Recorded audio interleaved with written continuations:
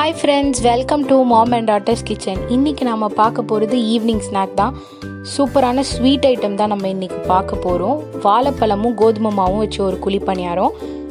இந்த குழிப்பணியாரம் செய்கிறதுக்கு நமக்கு தேவையான பொருட்கள் என்னென்னு பார்த்துடலாம் வாங்க. பனானா 1, கோகோனட், கோதுமை மாவு, நாட்டு சக்கரை, ஏலக்காய் பவுடர், சால்ட், மில்க் 50 ml. இப்போ ஒரு பாத்திரத்தில் தேங்காய் துருவி போட்டிருக்கேன். நெய் சேர்த்து அந்த தேங்காய் துருவலை சேர்த்து நல்லா வதக்கிக்கலாம், நல்லா கோல்டன் ப்ரௌன் ஆகிற வரைக்கும்.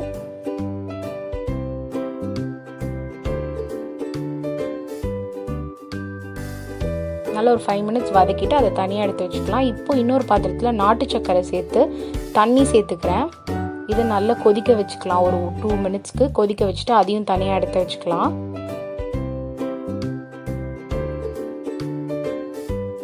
இப்போ மிக்சியில் ஒரே ஒரு வாழைப்பழத்தை இந்த மாதிரி ரவுண்ட் ரவுண்டாக கட் பண்ணி போட்டிருக்கேன். இப்போ அதை அரைச்சிக்கலாம். நல்லா திக்காக அரைச்சி எடுத்து வச்சுக்கோங்க. இப்போ கோதுமை மாவு சேர்த்துருக்கேன் 1 கப்பு. அதில் நம்ம இப்போ அரைச்சி வச்சிருக்கிற பழத்தை இதில் சேர்த்துடலாம். இப்போ ஏலக்காய் பவுடர் சேர்த்து நல்லா இதை மிக்ஸ் பண்ணிக்கலாம். கொஞ்சமாக சால்ட்டு சேர்த்துக்கிறேன். இப்போ நல்லா கிளறிக்கோங்க. நல்லா கட்டி விடாமல் கிளறிட்டு இப்போ நம்ம அந்த பாகு எடுத்து வச்சுருக்கோம்ல, நாட்டு சக்கரை பாகை நல்லா வடிகட்டி இதில் ஊற்றிடலாம். இப்போ நல்லா விரவிக்கோங்க.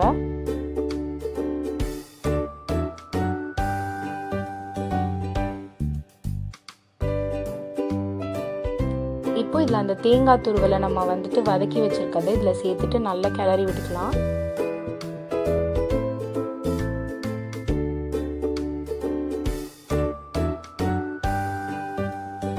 இப்போ 50 ml பாலை சேர்த்துக்கிறேன். இப்போ நல்லா இதை மிக்ஸ் பண்ணி விடுங்க. ரொம்ப தண்ணி ஆயிடுச்சுன்னா உங்களுக்கு நல்லா இருக்காது.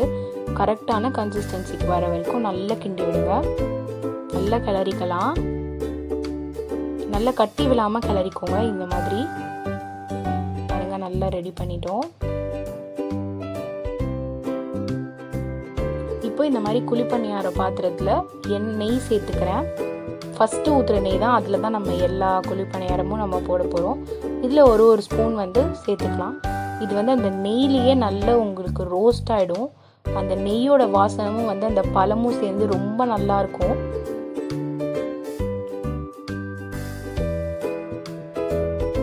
பாருங்கள், அந்த நெய்யில் சூப்பராக வெந்துக்கிட்டு இருக்கு. இப்போ ஒரு 2 நிமிஷம் கழித்து அதை திருப்பி போட்டுடுறேன்.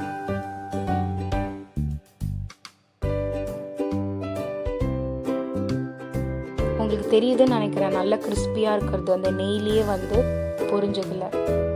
இப்போ திருப்பி போட்டுடலாம். 2 சைடும் நல்லா வெந்திருக்கு. இப்போ இதை ஒன்று ஒன்றா எடுத்துடலாம். பாருங்கள், இன்னும் நெய் அதிலே தான் இருக்குது. அந்த ஃபஸ்ட்டு ஊற்றின நெய்லேயே தான் நான் எல்லாத்தையுமே ஊற்றி எடுத்தேன். இப்போ நான் திருப்பியும் மிச்சம் இருக்கிற மாவில் அதை ஊற்றிடலாம்.